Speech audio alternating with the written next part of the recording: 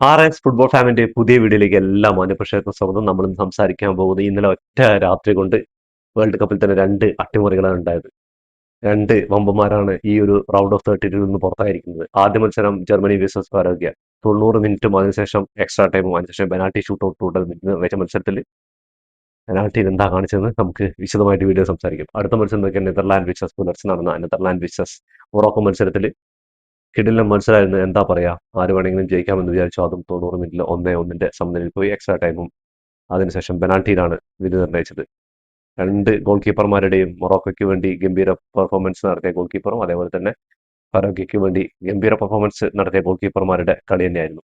അതിൽ ഏറ്റവും സങ്കടകരമായ കാര്യം എന്താ പറഞ്ഞാൽ നെതർലാൻഡ്സിന്റെ ആ ഒരു ഗോൾ കീപ്പർ അമ്മാതിരി പെർഫോമൻസ് ആയിരുന്നു. പക്ഷെ പെനാൽറ്റി ബോക്സിൽ ഒരു ബോൾ സേവ് ചെയ്തിട്ട് തന്റെ കാലിൽ തട്ടിയിട്ട് ആ ബോൾ മുന്നോട്ട് പോകുന്ന ഒരു സങ്കടകരമായ ഒരു കാര്യം ഉണ്ടായി എന്നുള്ള കാര്യം. അപ്പോൾ കളിയിൽ നമുക്ക് ആദ്യം തന്നെ നോക്കിയാൽ ജർമ്മനി വിസസ് പരാഗ്വ മത്സരത്തിലേക്ക് വരാം. ഞാൻ ജർമ്മനിയുടെ ഗ്രൂപ്പ് സ്റ്റേജ് കഴിഞ്ഞപ്പോൾ തന്നെ പറഞ്ഞു ജർമ്മനി ഇത് എവിടെ എത്തില്ല. അപ്പൊ ജർമ്മനിന്റെ കുറെ ഫാൻസുകാർ എന്റെ കമന്റ് ബോക്സിൽ വന്നത് ഇത് ജർമ്മനിയാണ്, ജർമ്മനി തിരിച്ചു വന്നാണ്.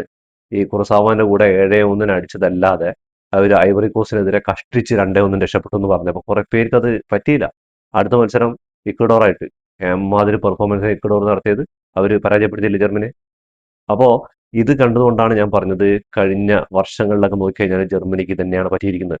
അവര് കഴിഞ്ഞ 2 വർഷം 2014 അർജന്റീനയെ പരാജയപ്പെടുത്തിയിട്ട് വേൾഡ് കപ്പ് നേടിയ ശേഷം അവർക്ക് ഇതുവരെ ഒന്ന് പച്ച പിടിക്കാൻ പറ്റിയിട്ടുള്ള എന്നുള്ള കാര്യം. അത് പിന്നെ ഇപ്പൊ അർജന്റീനൻ ഫാൻസിന്റെ കണ്ണീരിന്റെ ആ ഒരു ശാപമൊന്നും അറിയില്ല, എന്ത് പിണ്ണാക്കാന്ന് അറിയില്ല. പക്ഷെ ആ ഒരു കപ്പ് എടുത്ത ശേഷം അവർക്ക് ഇതുവരെ ആദ്യമായിട്ടാണ് ഗ്രൂപ്പ് സ്റ്റേജ് കഴിഞ്ഞ് നോക്കൗട്ട് റൗണ്ടിലേക്ക്, അതും റൗണ്ട് ഓഫ് 32 തന്നെ അവർ പുറത്താവുന്നത്. ഒരിക്കലും വിചാരിച്ചില്ല പരാഗ്വ എന്ന് പറയുന്ന ടീം അവരെ അട്ടിമറിക്കുന്നു. പക്ഷെ പരാഗ്വയുടെ കോച്ച് പറഞ്ഞിട്ടുണ്ടായിരുന്നു എന്താന്ന് പറഞ്ഞാല് യോഗ്യതാ മത്സരത്തിൽ ബ്രസീലിനെയും അർജന്റീനയും പരാജയപ്പെടുത്തിയിട്ടാണ് പരാഗ്വയുടെ വേൾഡ് കപ്പിലേക്കുള്ള പ്രയാണം. അപ്പോൾ ഞങ്ങൾക്ക് അർജന്റീനയും ബ്രസീലിനെയും പരാജയപ്പെടുത്തിയിട്ടുണ്ടെങ്കിൽ ഞങ്ങൾക്ക് ജർമ്മനി ഒരു വിഷയമല്ല എന്നാ പറഞ്ഞത്. അങ്ങനെ ജർമ്മനി പുറത്തായതോടെ ഒരു ഡബിൾ ഹാപ്പി ആയിരിക്കുകയാണ് ആര്, ബ്രസീൽ ഫാൻസ്. എന്താ കാരണം എന്ന് പറഞ്ഞാൽ രാത്രി നെട്ടിക്കുന്ന ഒരു മത്സരമായിരുന്നു ജപ്പാനായിട്ട്. പക്ഷെ അവര് 2-1 വിജയിച്ചു, അടുത്ത റൗണ്ടിലേക്ക് കയറി. അതിനുശേഷം പുലർച്ചെ നടന്ന ജർമ്മനി പരാഗ്വയ്ക്കെതിരെ പുറത്താവാണ്. അതിന് എന്താ കാരണം എന്ന് ചോദിച്ചാൽ അത് അറിയുന്നവർ ഇവിടെ കമന്റ് ചെയ്യും. എന്തുകൊണ്ടാണ് ബ്രസീൽ ഫാൻസിന് ഇത്ര സന്തോഷം? ബ്രസീലും അർജന്റീന ഫാൻസ് എന്താ പറയുക, 2014 അർജന്റീനയെ കണ്ണീരിലാഴ്ത്തിയ ഒരു വേൾഡ് കപ്പ് ഫൈനൽ സമ്മാനിച്ചാണ് ജർമ്മനി. കോട്സയുടെ ആ അവസാന കിക്ക് ഗോളിലാണ് അവര് വേൾഡ് കപ്പ് സ്വന്തമാക്കിയെന്ന് പറയാം. അപ്പോൾ അത് ഒരുപാട് പേര് നൊമ്പരങ്ങളായിട്ട് ഇപ്പോഴും മനസ്സിൽ കിടക്കുന്ന ആ ഒരു ഫൈനൽ ഞാനൊക്കെ വല്ലാതെ വേദനിച്ചൊരു ഫൈനലാണ്.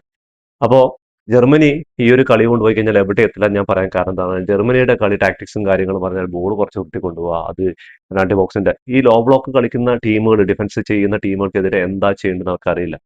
അങ്ങനെ ആദ്യം തന്നെ 41 മിനിറ്റിലാണ് ആര്, പരാഗ്വ തുടക്കം തന്നെ ഒരു കിടിലൻ അറ്റംപ്റ്റ് ഉണ്ടായിരുന്നത് ന്യൂ ഇയർ സേവ് ചെയ്യുന്നു. അതിനുശേഷം പരാഗ്വ 41 മിനിറ്റിൽ ഒരു കിടിലൻ ഹെഡറിലൂടെ ആ ഹെഡറിലേക്ക് വരുന്ന ബോൾ എമ്മാതിരി, അവരുടെ ഒരു എന്താ പറയാ, അവരുടെ ഒരു പ്ലേ മേക്കിംഗ്, ആ ഒരു ഫേക്ക്, അത് ആദ്യം ഒരു ടാക്കിളിലൂടെയാണ് ആ ബോൾ റിക്കവർ ചെയ്യുന്നത്. അതിനുശേഷം അത് ഇത് കൊടുക്കുകയാണ്, പാസ് കൊടുക്കുന്ന ആ പാസ് കൊടുക്കുന്ന രീതിയും, അത് പെനാൽറ്റി ബോക്സിൽ ഫ്രീ ആയി നിൽക്കുകയാണ്.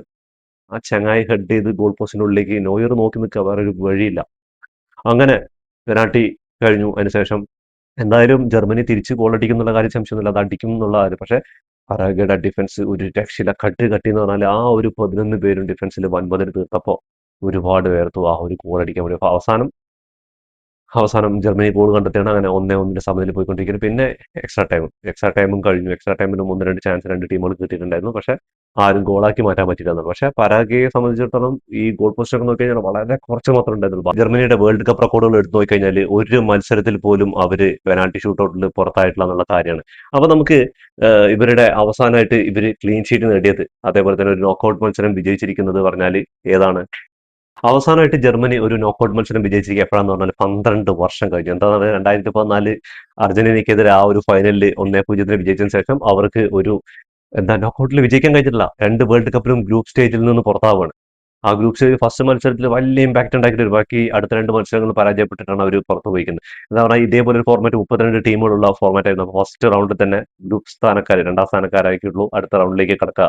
അപ്പൊ അങ്ങനെ ജർമ്മനി പരാജയപ്പെട്ടിരിക്കുകയാണ് വീണ്ടും. പെനാൽറ്റി ഷൂട്ടൗട്ടിൽ നോക്കിക്കഴിഞ്ഞാൽ പരാഗ്വയുടെ ആധിപത്യം തന്നെയായിരുന്നു. പക്ഷേ പരാഗ്വ അവസാനത്തെ 2 കിക്ക് അവര് ഒന്ന് പുറത്തടിച്ചു, ഒന്ന് മാനുവൽ സേവ് ചെയ്യണം. അങ്ങനെ വന്നപ്പോ അടുത്ത കിക്ക് എടുക്കേണ്ട ഒരു ഇത് വന്നു. അങ്ങനെ നിൽക്കുമ്പോൾ പറയുന്ന ചങ്ങായി ഒരു കിക്ക് എടുത്തത് ആ ബോൾ ഇപ്പോഴും കണ്ടിട്ടില്ല എന്നാ പറയുന്നത്. അമ്മാതിരി കിക്കായിരുന്നു. എന്താ പറഞ്ഞാൽ കളിയിലേക്ക് ജർമ്മനി തിരിച്ചു വരികയായിരുന്നു. എന്താ പറഞ്ഞാല് ആദ്യത്തെ 3 പെനാൾട്ടി കിക്കും പിറകെ കിക്ക് കറക്റ്റായിട്ട് എടുക്കുന്നു. ഫസ്റ്റ് ജർമ്മനിക്ക് പിഴച്ചതാണ്. വേർഡ്സിലൂടെ ഫസ്റ്റ് പെനാൾട്ടി തന്നെ പിഴച്ചതാണ്. അങ്ങനെ വേറെ രണ്ടാമത്തെ ഒരു പെനാൾട്ടി പിഴയ്ക്കുകയാണ്. അങ്ങനെ 2 പെനാൾട്ടി നഷ്ടപ്പെട്ട് ഇങ്ങനെ പോയിക്കൊണ്ടിരിക്കുന്ന ജർമ്മനിക്ക് ഒരു ശ്വാസം തിരിച്ചു കിട്ടിയതാണ് ആ ഒരു 2 സേവുകൾ എന്ന് പറയാം. അങ്ങനെ നോക്കുന്ന സമയത്താണ് ആ ഒരു 6ാമത്തെ കിക്ക് വന്നിട്ട് അടിച്ച് വിടുന്നത്. ഏത് ആകാശത്താണ് പോയിരിക്കുന്നത് ഇതുവരെ കണ്ടത്. ഗോൾ കിക്ക് എടുക്കുന്ന പോലെ ചങ്ങായി എടുത്തിട്ടുള്ളത്. അപ്പോ ഈ പെനാൾട്ടി സേവ് ചെയ്ത പരാഗ്വയുടെ ഗോൾ കീപ്പറായ ഓർലാൻഡ് ഗിൽ എന്ന് പറയുന്ന ചങ്ങായി പെനാൾട്ടി മാത്രമല്ല ജർമ്മനിയുടെ എണ്ണം പറഞ്ഞ സേവുകൾ നടത്തിയിരുന്നത്. ഈ ചങ്ങായി ഇപ്പോ ആളുടെ ക്ലബിന് വേണ്ടി കളിക്കുന്ന 6 മാസമായിട്ട് സാലറി കിട്ടാതെയാണ് കളിക്കുന്നത്. എന്നിട്ടും വന്നിട്ട് രാജ്യത്തിന് വേണ്ടി ഒരു ഇമാതിരി പെർഫോമൻസ് നടത്താന്ന് പറഞ്ഞാൽ അതിന് ആ ചങ്ങായിക്ക് ഒരു ബിഗ് സല്യൂട്ട് കൊടുക്കും. എമാതിരി സേവുകളാടോ, ഒരു രക്ഷയില്ല സേവുകൾ. അതുപോലെ പെനാൾട്ടിയിൽ എണ്ണം പറഞ്ഞ ആ 2 സേവുകൾ ഒരു രക്ഷയില്ല. പിന്നെ ആ മൈൻഡ് ഗെയിമിംഗ് ഉണ്ടല്ലോ, അതും ആളുടെ ഗംഭീരമായിരുന്നു എന്നുള്ള കാര്യമാണ്. പിന്നെ എന്താ പറഞ്ഞാല് ചെറിയൊരു അഹങ്കാരവും കാര്യങ്ങളൊക്കെ ജർമ്മനിക്ക് ഉണ്ടായിരുന്നു. അതിനുള്ള ഒരു എന്താ 2022 വേൾഡ് കപ്പിൽ ഒരു വായ് കുത്തിയിട്ട് കുറെ എന്താ പറയാ ഒക്കെ നടത്തിയിട്ടുണ്ടായിരുന്നൊക്കെ എല്ലാവർക്കും അറിയാലോ.